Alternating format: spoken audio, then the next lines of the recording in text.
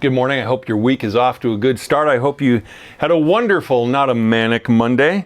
I want to share a couple verses with you. They are found in Matthew chapter 11, verses 28 and through 30.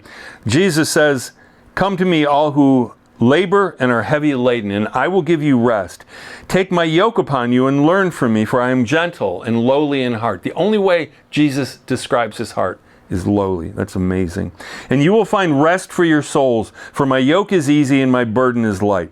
I wonder how many of you would like rest for your souls. How many times are we just like, I'm exhausted, I'm done, I don't even know what to say. Okay? But the opposite of all of this, and maybe where we get worn out, is we think that everything is up to us. Paul David Tripp says this. He says, "We will never get the freedom and the long-term satisfaction we thought self-rule would bring. Ignoring God is never a pathway to blessing."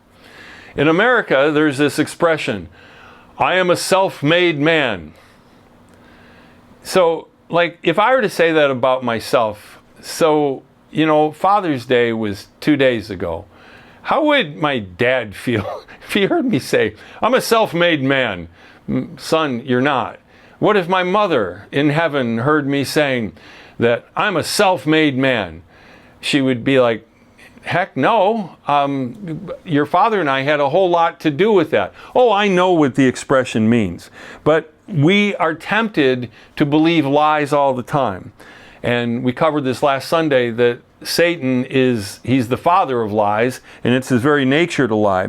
But the first lie is the lie of autonomy, that we're independent human beings to live any way that we want to live. And nobody has the right to tell us to live any other way. Now, if you're a parent, you know that your children can fall into this trap of believing that lie. That's how many of you have children that hunger for more correction, and they esteem your authority? "Dad, could you give me a little more correction and direction?" You know, the truth of the matter is, I've had a couple students who did that when I really felt like I corrected them in love. But that's pretty unusual. From day one, our children want to believe that their lives belong to them and that they're the only authority. But we don't belong to ourselves. We're created beings. One of the things that Paul David Tripp says is he's a painter. And so he says it's just like a hobby of his. And he says, when I finish a painting, it belongs to me precisely because I made it. The painting is not autonomous. In the same way, human autonomy is a lie. You didn't make yourself. God created this whole thing. The second thing is self-sufficiency. The reality is God is the only self-sufficient being in the universe. The rest of us are dependent one upon another.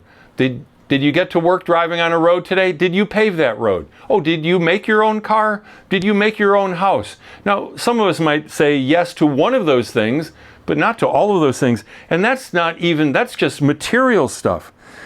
But we also need to be taught, encouraged, warned, strengthened, forgiven, healed, restored, counseled, loved, rebuked, and delivered. All things we cannot provide for ourselves. Human self-sufficiency is a lie. And that's why Jesus says, "Come to me." You got to be worn out trying to do it all yourself. And I know it sounds like not freedom to have a yoke on you, but Jesus is humble and he's lowly and gentle. And then we get the things that we really need. And I love what it says here, you will find rest for your souls. Just like that verse in Psalm 23, he will restore your soul. When you give up being the self-made person, your Savior can give rest to your internal operating system. God bless you.